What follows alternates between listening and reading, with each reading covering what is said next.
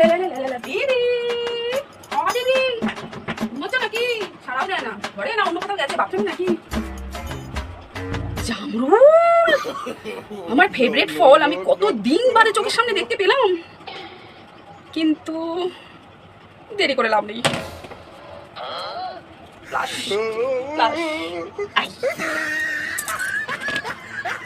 Favourite ফলগুলো আমার চোখের সামনে দেখতে পেয়েছি, এগুলো না নিলে নিজের ওপরে পাপ করা হবে।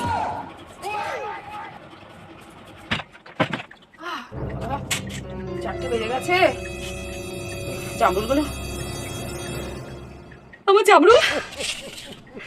জামরুলগুলো কোথায় গেল? আমি ভাবলাম ঘুম থেকে দুপুরবেলা উঠে খাবো, আমার জামরুলগুলো কে নিয়ে চলে গেল? আমার জামরুল কি মারাত্মক ভালো খেতে রে ভাই।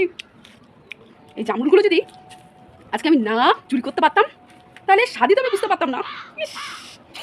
এক সময় ভগবান তুমি এত স্বাদ দাও না বাবা। ওই যে বলে না কথা, চুরি করা মহাপুণ্য, যদি না পড়ি ধরা।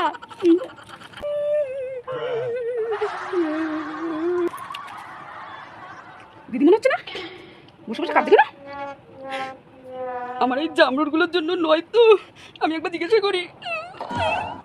দিদি, ও দিদি, তুমি কাঁদছো কেন বসে বসে? কাঁদবো না তো কি করবো আমি?